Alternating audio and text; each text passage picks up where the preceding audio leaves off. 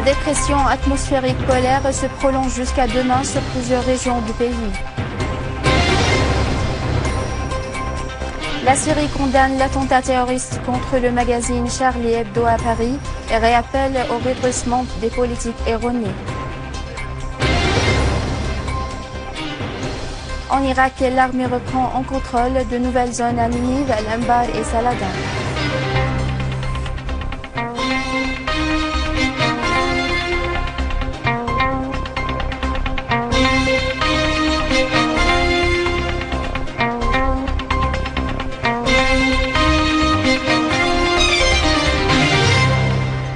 Mesdames et messieurs, bonsoir et merci de nous rejoindre. Des épisodes neigeux et des pluies ont eu lieu durant les 48 heures passées dans de nombreux gouvernorats syriens alors que la température est inférieure à la moyenne par 9 degrés. En raison d'une masse d'air froide d'origine polaire qui a frappé la Syrie. Damas et la majorité des gouvernorats ont connu d'épisodes de neige dont la couche varie entre une zone et une autre, en particulier à Quneitra où la couche de neige a atteint 1,5 mètre. La masse d'air froide d'origine polaire a été aussi accompagnée de chutes de pluie, dont les plus intensives a été à Mzera, dans le gouvernorat de Latakia, avec 155 mm. La Syrie a vivement condamné l'attentat terroriste qui avait pris pour cible l'hebdomadaire Charlie Hebdo à Paris et fait de nombreuses victimes présentant les condoléances aux familles et aux collègues des victimes. Une source officielle au ministère des Affaires étrangères et des expatriés a indiqué que cet acte terroriste clarifie les risques que représente la propagation du phénomène du terrorisme takfiriste sur la sécurité et la stabilité du monde entier.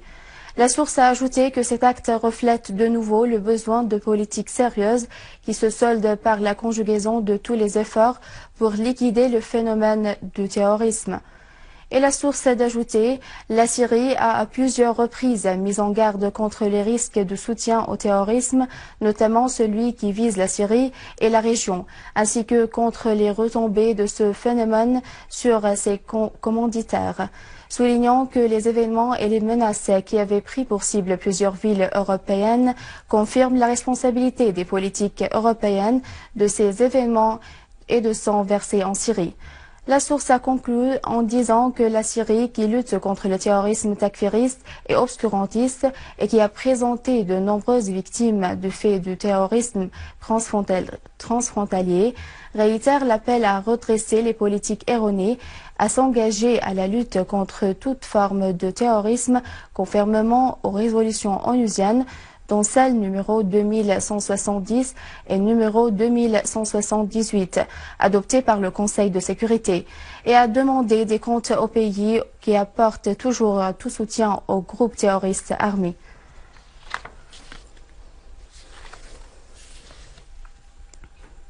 Les travaux de la 28e conférence sur l'unité islamique internationale se poursuivent pour le deuxième jour consécutif dans la capitale iranienne Téhéran. La conférence à laquelle prennent part 70 pays de différents pays du monde, dont la Syrie, a pour objectif de rapprocher les points de vue dans le monde islamique et d'examiner les problèmes des musulmans, en particulier les courants terroristes et takfiristes.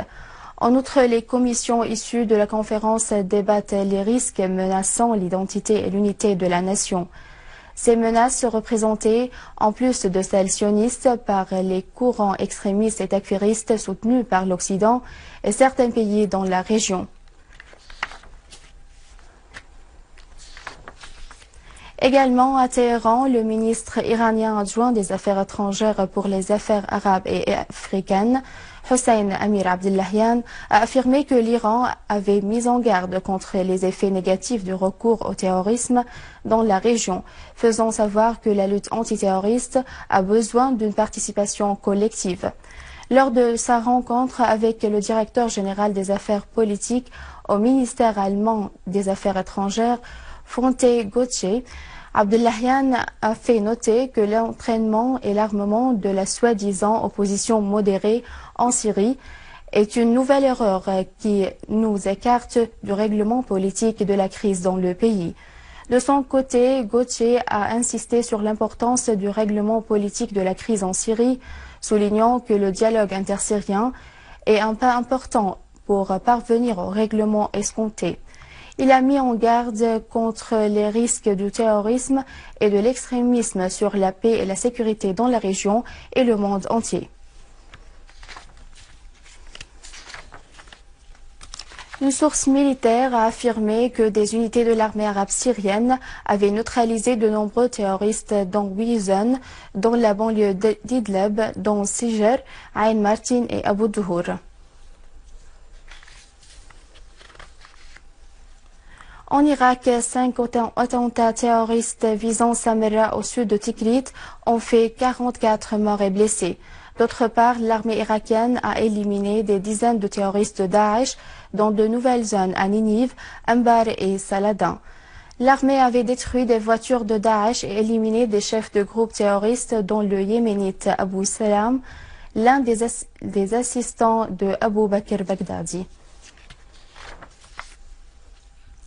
L'émissaire du secrétaire général de l'ONU en Libye, Bernardino León, a affirmé que le réseau terroriste Daesh avait défoyé dans les villes de Derna et Benghazi ainsi que d'autres régions du pays. Il a dans ce contexte exprimé son inquiétude vis-à-vis du terrorisme qui menace la Libye.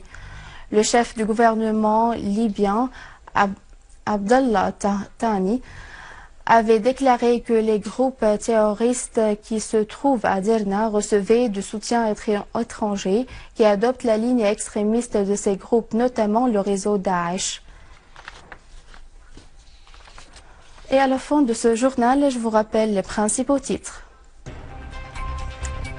La dépression atmosphérique et polaire se prolonge jusqu'à demain sur plusieurs régions du pays. La Syrie condamne l'attentat terroriste contre le magazine Charlie Hebdo à Paris et réappelle au redressement des politiques erronées. En Irak, l'armée reprend en contrôle de nouvelles zones à Ninive, Anbar et Saladin. C'est la fin du journal, je vous remercie de l'avoir suivi. Je vous rappelle que vous pouvez consulter notre site internet syriaonline.sy pour revoir ce journal et davantage d'informations. Au revoir.